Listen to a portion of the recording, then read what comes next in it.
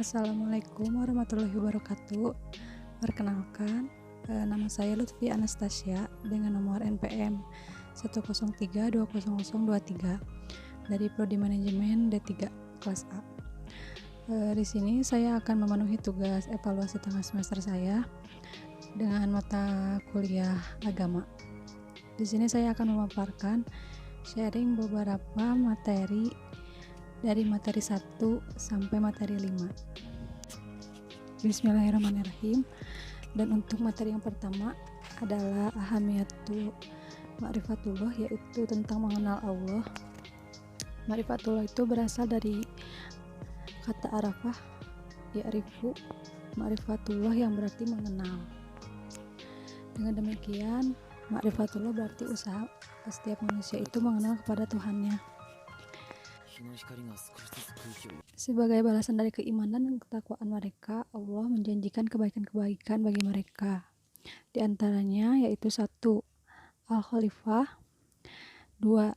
Tamikunuddin, 3. Al-Amnu, 4. Al-Barokat, 5. Al-Hamdun Thayyibah, yang ke-6 Al-Jannah, yaitu surga.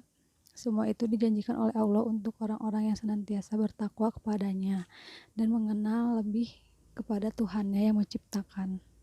Seperti yang sudah disebutkan dalam surat Al-Kahfi, yang artinya sesungguhnya orang-orang yang beriman dan mengerjakan amal solih, bagi mereka surga Firdauslah tempatnya.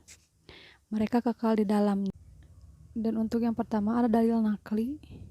Allah Subhanahu wa Ta'ala menurunkan Al-Quran sebagai petunjuk dan juga peringatan untuk umat manusia. Dan untuk dalil yang kedua yaitu ada dalil nakli. Jika manusia merenungkan apa yang terdapat di alam isi semesta ini, pasti akan menyadari bahwa keharmonisannya itu dan sistem alam semesta tidak terjadi secara kebetulan. Pasti ada yang mengaturnya ya. Dan yang terakhir ada dalil fitrah. Dalil fitrah itu jika manusia menggunakan fitrahnya, maka dia pasti akan mengatakan bahwa tidak ada Tuhan selain Allah yang Maha menciptakan alam beserta isi. Dan untuk materi yang kedua adalah at-thoriq ila ma'rifatullah. Di sini dijelaskan ada 3 metode untuk mengenalnya, yaitu yang pertama metode selain Islam, ghairu Islam. Dalam rangka mengenal Tuhan, mereka lebih senang mengikuti hawa nafsunya sendiri.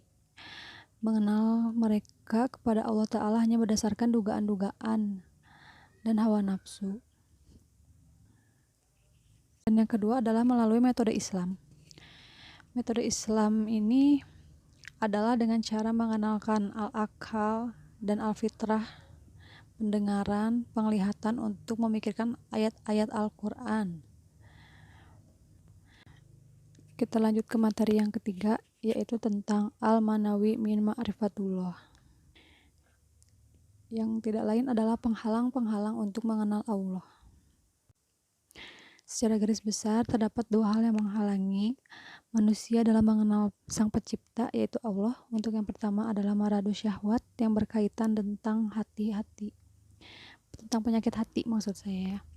Dan yang kedua tentang maradu syubhat, yaitu sebagai hal yang selalu menimbulkan keraguan-keraguan dalam pikirannya. Dan untuk materi yang selanjutnya adalah al-adillah ala wujudillah, yaitu bukti keberadaan Allah. Bukti keberadaan Allah, Tuhan yang telah menciptakan kita dan memelihara alam semesta ini dengan kekuasaan dan kasih sayangnya lah, adalah hal yang tak terbantahkan lagi. Eksistensinya Allah itu ditunjukkan oleh beberapa dalil sebagai berikut. Untuk yang pertama ada ad-dalilullah fitri, dalil fitrah.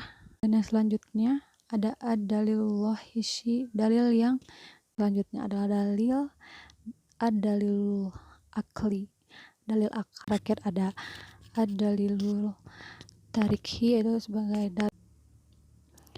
Dan untuk materi kelima, yaitu materi terakhir, yaitu kita akan membahas tentang tauhidullah, yaitu mengesahkan Allah.